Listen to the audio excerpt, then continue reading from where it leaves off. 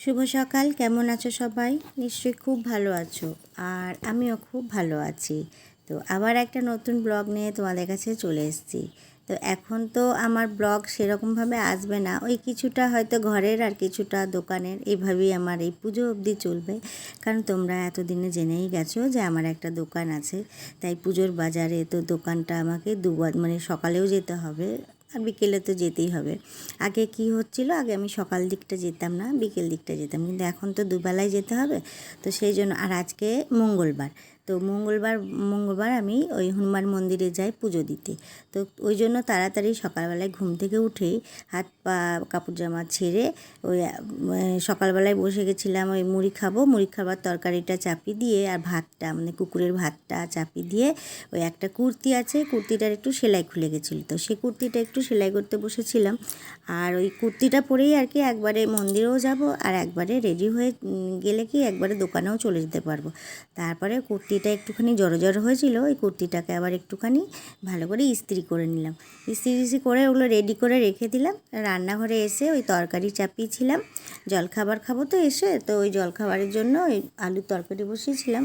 তো ওই তরকারিটা দেখলাম হয়ে গেছে, আর এদিকে আমার কুকুরের ভাতটাই শুধু করলাম, কারণ আজকে আমি আমার ভাতের ঝামেলা রাখিনি ঘরে, কারণ যেহেতু আজকে পারবো না, কারণ মন্দির থেকে এসে রান্না করে দোকান যেতে, তাহলে আমি আর যেতে পারবো না।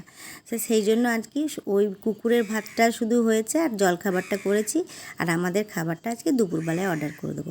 তো এই সমস্ত কাজ টাজ করে আমি স্নান করে চলে এসে ওই চাটা করে নিলাম, আর এদিকে দুধটাও বসিয়ে দিলাম। ওই চাটা ফুটিয়ে মানে করে রেখে দিয়ে ঢাকা দিয়ে যাব, আর দুধটা ফুটিয়ে যাব, তাহলে এসেই আর কি ওই মাসিকেও চাটা দিতে পারবো, আর আমিও চা আর জলখাবারের সঙ্গে চা আর মুড়িটাও খেয়ে নিতে পারবো।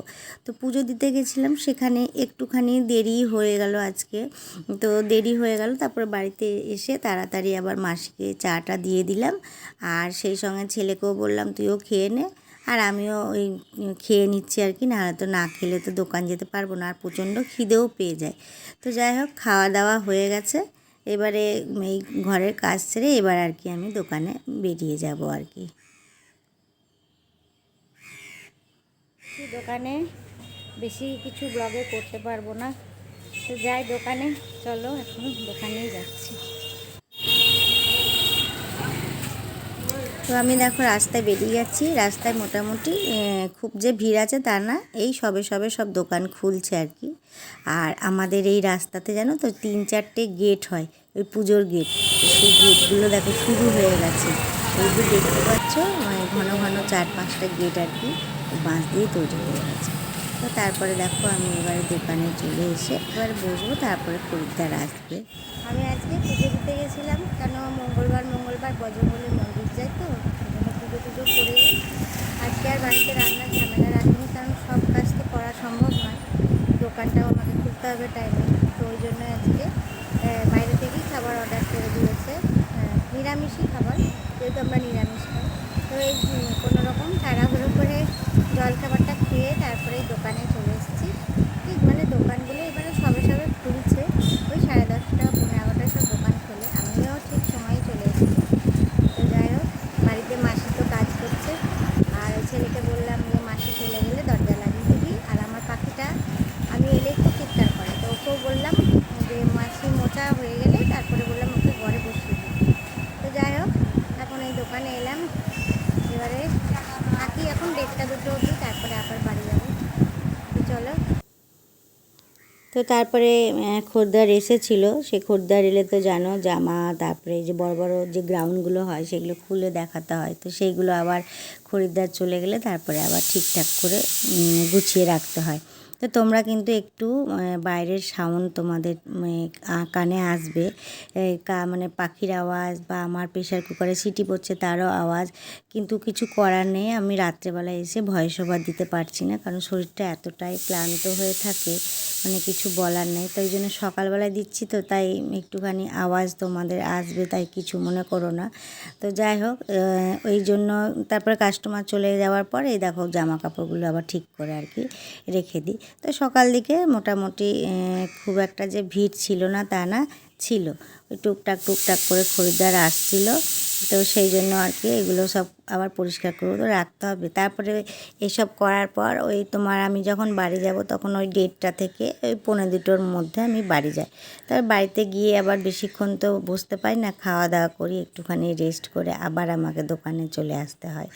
তো দেখো আর কয়েকদিন থেকে প্রচণ্ড গরম ধরেছে, মানে দোকানেও থাকলেও ঘাম বেরোচ্ছে, ফ্যান চলছে তাও। তো এই বাড়ি চলে যাব। দেখো দেখতেই পাচ্ছ কত রৌদ্র হয়েছে আর কি। তো আমি এবারে বাড়ি যাচ্ছি খাওয়ার জন্য। তো দূর থেকে দেখে দেখো আমার এই ছানাটা ছুটতে চলে আসছে। আর মানে ওদের কথা তো আমি বুঝতে পারছি না, দেখো তোমরা বুঝতে পারবে, মানে ওদের কথাতেই বোঝা যাচ্ছে যে আমি এসেছি, মানে আমাকে এবার খেতে দেবে। ওদের কত আনন্দ, দেখো লেজটা কি সুন্দর নাড়াচ্ছে। আর এদেরকে খেতে দিই বলে তো আমার, ওই যে বললাম এদেরকে না খেতে দিয়ে আমার কোনোদিন শান্তি হয় না। আমি এদের জন্য রান্না করি, আমি নিজে না খেয়ে থাকি কিন্তু এদেরকে আমাকে দিতেই হবে। তো দেখো ও আগেই দাঁড়িয়ে আছে আমার গেটের সামনে। তো ওইখানে জলের বাটিতে জল দেওয়াও থাকে, ওরা জলও খায় মাঝে মধ্যে। তো ওদেরকে খাবারটা দেওয়ার পর এবারে আমাদের খাবার নিয়ে আমরা বসে গেছি, কারণ আমাদের আজকে নিরামিষ খাবারই অর্ডার করেছিলাম। বললাম না রান্না করব না, তো ওই নিরামিষ মোচার তরকারি ছিল, ডাল ছিল, ধোকা আলু আর বড়া দিয়ে একটা তরকারিও ছিল, আমড়ার চাটনিও ছিল, ভালোই ছিল খেতে। আর এদিকে দেখো আমার পাখিটা কেমন আমড়া খাচ্ছে, ও কিন্তু আমাদের সঙ্গেই খাওয়া দাওয়া করে। দেখো আমার খাওয়া দাওয়া হয়ে গেছে, এবারে দেখো আমার পাখিটাও ঘাড়ে বসে বসে আমার কথা শুনছে। একটু হাতেই বসে আছি আর এই ঘরের মধ্যেই খাই, কারণ ঘরে এসি চলে তো, আর বাইরে ভীষণ গরম, তাই মাটিতে বসে বসে সবাই খেলাম। এবারে আমার ছেলে কিন্তু ওদিক থেকে আমাকে হাসাচ্ছে, ঠিক আছে। তো যাই হোক, এবারে হাতটা ধোবো, বাকি কাজ যেগুলো আছে সেগুলো সব সারবো। তো চলো যাই। তো তারপরে তো আবার মানে খেয়ে দিয়ে দোকানে চলে এসেছিলাম। তো বিকেলে আজকে এই বেলার দিকে খুব একটা যে কাস্টমার ছিল আমার দোকানে তা কিন্তু নয়, জানি না আজকের বাজারটা একটু খারাপই ছিল। ওই বেলার দিকে ঠিকঠাকই ছিল, এই বেলার দিকে একটু কাস্টমার কম ছিল।